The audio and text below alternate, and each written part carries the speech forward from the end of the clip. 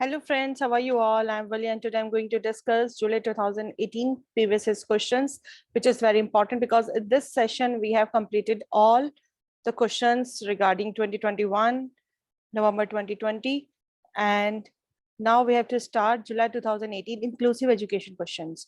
So this session is very important because in this session there were very important questions of 2018. So the question is the Duchenne is the most common type of, आपको बताना है Duchenne क्या है, spina bifida है, multiple sclerosis है, muscular dystrophy है या फिर traumatic brain injury है. तो जो हमारा ड्यूचीन है वो एक मस्कुलर डिस्ट्रॉफी है, is a severe type of muscular dystrophy that primarily affects boys. Duchenne जो होता है वो जनरली बॉयज में देखा जाता है और ये एक मस्कुलर डिस्ट्रॉफी टाइप की, बहुत सिवियर टाइप की, ये बहुत कॉमन बीमारी नहीं है. इसमें प्रॉब्लम क्या होती है कि मसल्स जो होती हैं आपकी वो वीक हो जाती है स्टार्टिंग में, usually begins around the age of 4 and worsens quickly. Muscle loss typically occurs first in the thighs and pelvis followed by the arms. पहले thighs की bones muscles जो होंगी आपकी weak होंगी, फिर pelvis की, फिर arms की, जिसकी वजह से क्या होता है बच्चा खड़ा नहीं हो पाता. He cannot able to stand up. So an inherited disorder of progressive muscular weakness typically in boys. और ये inherited disorder होता है मस्कुलर वीकनेस का जो ज्यादातर बॉयज में देखा जाता है. Many people with muscular dystrophy have Duchenne syndrome. जिन लोगों के अंदर इस तरह की मसल्स का वीकनेस देखा जाता है वो ज्यादातर ड्यूचीन सिंड्रोम में होता है. And the girls can be carriers and mildly affected but the disease typically affects boys. That means के गर्ल्स जो होती है सब कैरियर्स होती हैं, दे आर माइल्डली अफेक्टेड, बहुत कम देखने के लिए मिलता है और बहुत कम अफेक्टेड होती है. But in case of the boys they are typically affected. तो द सिम्टम्स इसके अंदर हमें क्या देखने के लिए मिलते हैं कि एकदम खड़े नहीं हो पाते because he was not able to stand up properly. तो क्या होता है जब मसल्स वीक होती हैं तो फ्रीक्वेंटली वो गिरने लगते हैं, दौड़ने में दिक्कत आती है, चढ़ने में दिक्कत आती है, सीढ़ी चढ़ने में दिक्कत आती है. इस तरह की लर्निंग डिसेबिलिटीज उनके अंदर क्रिएट होती है और इसका कोई क्योर नहीं है. लेकिन अगर हम फिजियोथेरेपी कराएं टाइम पे, अगर पता चल जाए कि बच्चे के साथ क्या प्रॉब्लम है, तो कुछ मेडिसिन होती हैं जैसे कॉर्टिकोस्टेरॉइड्स दिए जाते हैं इसके अंदर और फिजियोथेरेपी से एक्सरसाइजेस करके उनकी मसल्स को स्ट्रॉन्ग बनाया जाता है जिससे इनके जो सिम्टम्स होते हैं वो कंट्रोल हो जाते हैं और एटलीस्ट बच्चे को एक अच्छी क्वालिटी लाइफ मिलती है.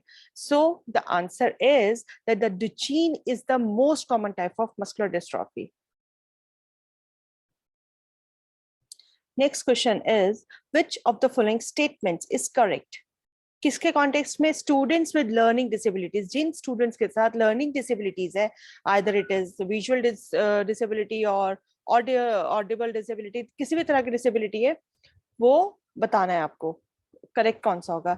दे show perceptual impairment affecting perceptual skills such as thinking and reasoning. That means के इस तरह का इम्पेयरमेंट हमें देखने के लिए मिलता है लर्निंग डिसेबिलिटीज में जिसमें बच्चे को सोचने में, मैनिपुलेट करने में प्रॉब्लम्स आती हैं. तो ये कैरेक्टरिस्टिक तो लर्निंग डिसेबिलिटी का ही होता है.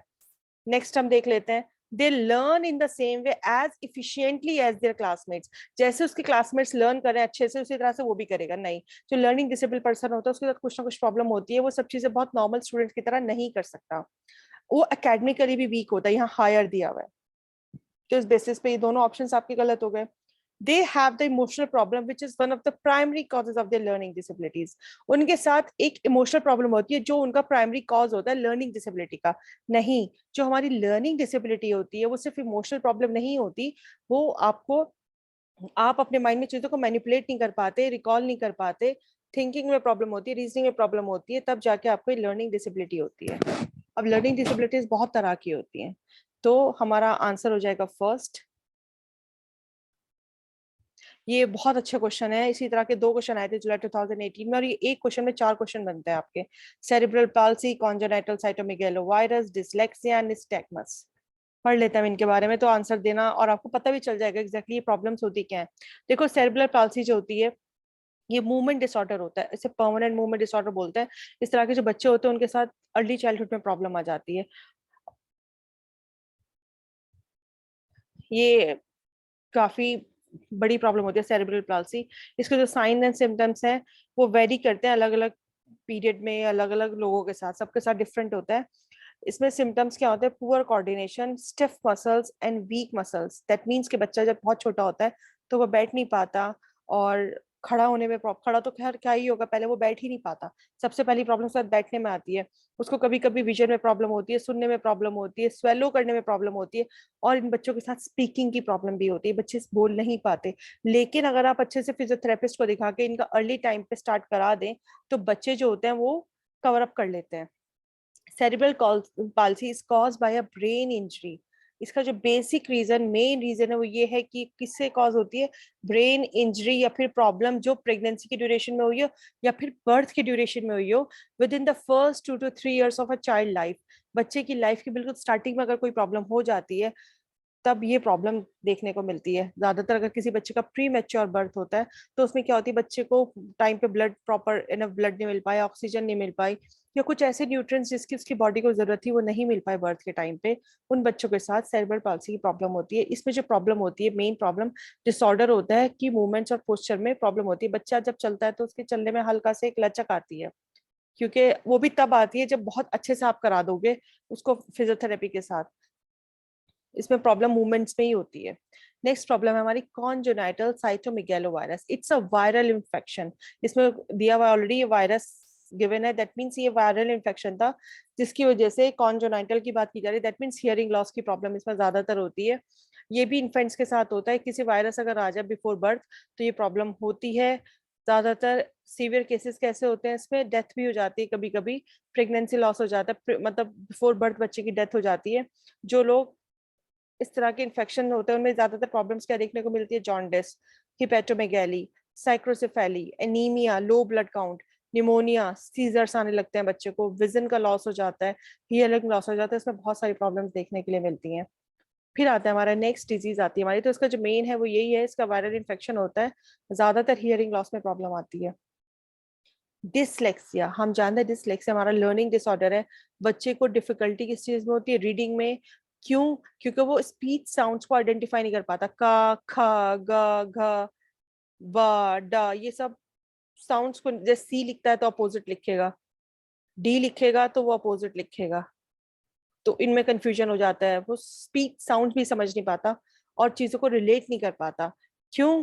बिकॉज डिसलेक्सिया किस चीज को अफेक्ट करती है, उसके ब्रेन को, जो लैंग्वेज का प्रोसेस है वहां उसे प्रॉब्लम आती है, इसलिए इसे डिफिकल्टी में प्रॉब्लम आती है, रीडिंग में प्रॉब्लम आती है। इनमें ज्यादातर इनका विजन और इंटेलिजेंस इनका नॉर्मल होता है, इनके साथ जो प्रॉब्लम होती है वो रीडिंग में होती है, जिसकी वजह से कभी कभी ये लोग देर से भी बात करते हैं। तो अक्सर जो डिसलेक्सिक पर्सन होते हैं उन्हें क्या प्रॉब्लम्स होती है, related to reading words and letters में प्रॉब्लम आती है उन्हें रीड करने में। सो आई विश कि आपको सब चीजें अच्छे से समझ में आ गई हो, काफी अच्छा क्वेश्चन है हमारा। फिर आता है हमारा nystagmus.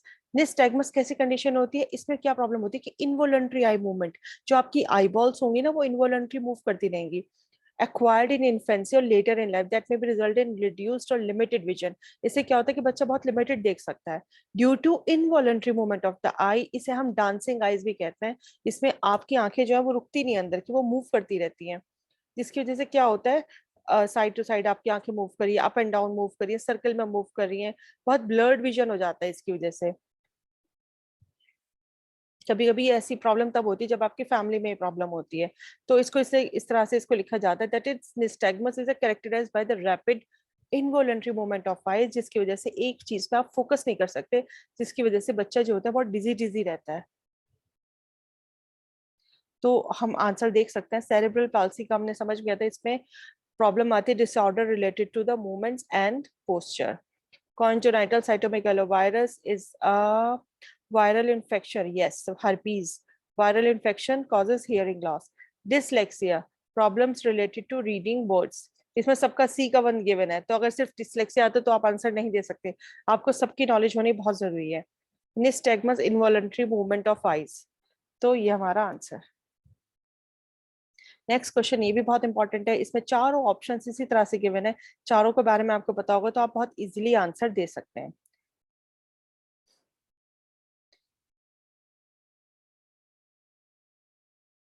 astigmatism, retinal and optic nerve problems, glaucoma, hyperopia.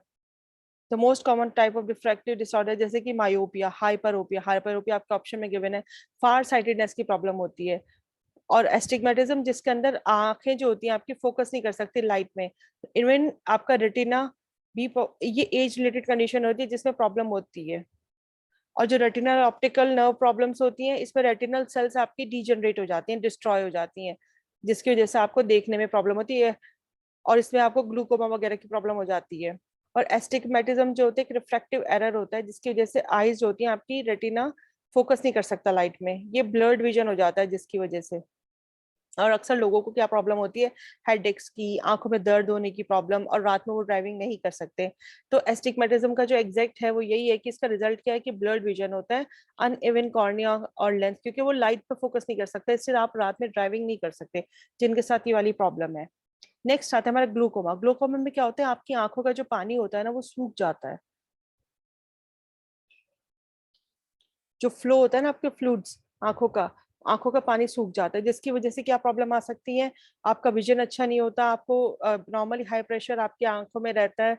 Leading causes of blindness for people over age, ये ज्यादातर 60 अबव के एज के लोगों में ये देखी जाती है प्रॉब्लम, और उन्हें धीरे धीरे आंखों से दिखाई देना कम हो जाता है। Hyperopia is known as farsightedness, that means eye जो होती है वो बेंड नहीं होती, लाइट रिफ्रेक्ट करती है आपकी आंखों से, आप किसी भी चीज को प्रॉपरली देख नहीं पाते। इसमें फार साइटेडनेस की प्रॉब्लम होती है, कॉर्निया जो होता है इसमें फेल हो जाता है आंखों का, जिसकी वजह से आपको ज्यादातर चीजें, पास की चीजें और ज्यादा ब्लर्ड दिखती है, लेकिन दूर की चीजें आप देख सकते हैं। तो प्रॉब्लम क्या होती है इसमें, आपका जो कॉर्निया होता है वो फेल हो जाता है। फिर आता है हमारा रेटिनाइटिस पिगमेंटोसा, जैसे ये एक जेनेटिक डिसऑर्डर है, जिसकी वजह से क्या होता है, विजन का लॉस हो जाता है, डीजनरेशन हो जाता है आपके रेटिना का, आपका जो रेटिना होता है वो डीजनरेट हो जाता है। तो ये सब चीजें मैंने बहुत एक्सप्लेनेशन में दी हुई थी, ताकि आप अच्छे से सब चीजें पढ़ लें और समझ लें। सो एस्टिग्मेटिज्म क्या था, हमारा ब्लर्ड विजन होता है, अनइवन कर्व और कॉर्निया का होता है, नाइट में ड्राइविंग नहीं कर सकते ये वाले लोग। फिर आता है ग्लूकोमा, जिसमें आपका आंखों का फ्लूइड्स जो होता है वो सूख जाता है। फिर आता है हमारा हाइपरोपिया। हाइपरोपिया जो होता है फार साइटेडनेस की प्रॉब्लम होती है, कॉर्नियर फेलियर ऑफ कॉर्निया, आपका जो कॉर्निया होता है वो फेल हो जाता है। Retinitis pigmentosa, degeneration of retina, yes, degeneration of retina. अब आता है हमारा नेक्स्ट क्वेश्चन, मार्फेन सिंड्रोम है ये। मार्फेन सिंड्रोम किस तरह का होता है, genetic disorder, viral infection, degenerative neuromuscular disease, या फिर मस्कुलर कॉन्ट्रैक्शन। तो मार्फेन सिंड्रोम क्या होता है, आपका जेनेटिक डिसऑर्डर होता है कनेक्टिव टिश्यू में। इससे क्या अफेक्ट होता है, आपकी बॉडी का स्केलेटन, लंग्स, आपकी आई, आपका हार्ट, आपकी blood vessels. The condition is caused by defect in the gene. ये होता ही किस वजह से है, जब आपके जीन में कोई डिफेक्ट आ जाए।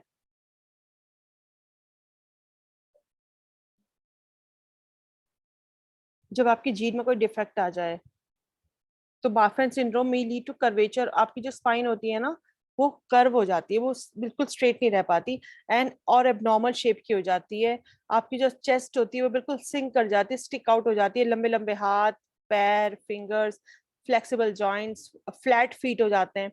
इस तरह की प्रॉब्लम जब होती है, तो जो पीपल होती है ना जिनके साथ ये वाली प्रॉब्लम होती है, ज्यादातर बहुत कम लंबे होते हैं, और बहुत थिनर होता है उनका जो स्ट्रेचर होता है, और जो उनकी स्पाइन होती है वो बहुत कर्व होती है, मार्फेन सिंड्रोम, इसलिए ये हमारा जेनेटिक डिसऑर्डर है। नेक्स्ट क्वेश्चन, एंड ये लास्ट क्वेश्चन होगा हमारा जुलाई 2018 का। Which of the following provisions is most appropriate for addressing the learning needs of the students having disabilities? आपको बताना है कौन सा इनमें प्रोविजन जो होगा वो मोस्ट अप्रोप्रिएट होता है किस चीज की जानने के लिए, एड्रेस करने के लिए लर्निंग नीड्स किनकी, जिनके साथ डिसेबिलिटी है। Individualise transition programme, preschool programmes for the student, या फिर इंडिविजुअलाइज एजुकेशन प्रोग्राम, या फिर फ्री एंड अप्रोप्रिएट एजुकेशन। तो हमारा जो इंडिविजुअलाइज एजुकेशन प्रोग्राम है वो लर्निंग नीड्स के लिए, लर्निंग डिसेबल स्टूडेंट्स के लिए ही जाना जाता है। इसके बारे में हम थोड़ा सा पढ़ लेते हैं। तो हमारा, मैंने 4 ऑप्शंस का इसमें गिवन किया है। जो इंडिविजुअलाइज्ड ट्रांजिशन प्रोग्राम है हमारा, ये जो प्लान होता है जनरली एजुकेशन गोल्स के लिए यूज किया जाता है चाइल्ड के साथ जिनके साथ डिसेबिलिटी होती है, ताकि वो अचीव कर सके independent adult life school leave करने के बाद। बच्चों की उनके गोल्स को, उनके सर्विसेज को देखा जाता है जिनके साथ डिसेबिलिटी की प्रॉब्लम होती है। आईटीपी जो होता है, guide was written so that the people with developmental disabilities and their parents can become more involved in writing their own transition plan. ITP is a plan based on informal and formal assessments that are used to identify the desired and expected outcomes by the students. इसे हम क्यों use करते हैं, ताकि हम बच्चे का assessment कर सके कि बच्चे का क्या, किस चीज के लिए वो डिजायरेबल है, किस चीज कैसे उसके आउटकम्स आ रही हैं, ताकि जब वो स्कूल को छोड़े तो आप उसे उसके अकॉर्डिंग उसको वो फैसिलिटीज प्रोवाइड कर सकें। आईटीपी किस चीज में इंक्लूड होता है, ये post secondary education opportunities provide करता है, employment opportunities, that means job की, रहने की, फाइनेंशियल इनकम नीड्स, हर चीज की उनको जरूरत को पूरा करता है आईटीपी। तो इसके बारे में भी आपको पता होना बहुत जरूरी था। अब जो हमारा प्री स्कूल प्रोग्राम्स है, ये क्या करता है, हेल्प करता है बच्चों को, जो बच्चे सोशल स्किल्स सीखे, लर्निंग रिलेटेड स्किल्स सीखे। ज्यादातर प्री स्कूल प्रोग्राम्स कब से स्टार्ट हो जाते हैं, 3 से लेके 5 ईयर्स तक की एज में।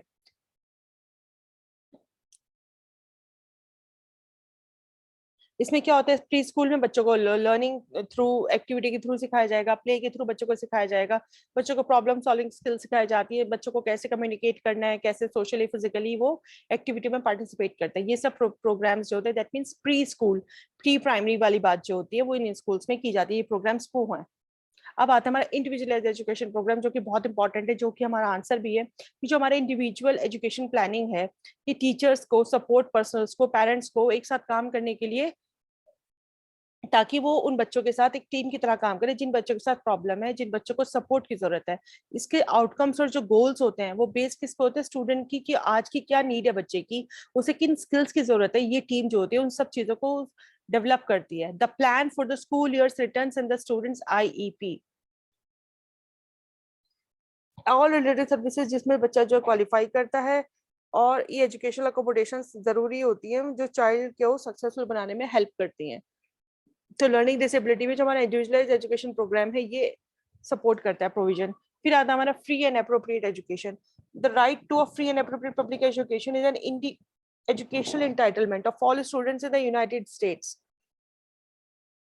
1973 के एक्ट के थ्रू जो इंडिविजुअल्स हैं जिनका डिसेबिलिटी है, इनको फ्री अप्रोप्रिएट पब्लिक एजुकेशन दी जाती है, हर क्वालिफाइड पर्सन को जिसके साथ डिसेबिलिटी की प्रॉब्लम है। Education programs for students with disabilities must be designed to meet their individual needs to the same extent that the needs of non-disabled students are met. जो जो जिस जिस चीज की जरूरत होती है नॉन डिसेबल बच्चों को, वो चीजें ले सके जिन चीज की उन्हें जरूरत है, उनकी नीड के अकॉर्डिंग। और इसमें कुछ कंपोनेंट्स भी थे, वो आप अच्छे से पढ़ सकते हैं। तो इसके अकॉर्डिंग हमारा आंसर हो जाएगा individualised education programme, and which is the last question of today's class. So thank you friends for your attention. Stay blessed and enjoy learning. और प्लीज मुझे कमेंट सेक्शन में बताइए कि आपको ये क्लास कैसी लगती है। आप चैनल को लाइक शेयर सब्सक्राइब जरूर करिएगा। So thank you friends, stay blessed and enjoy learning.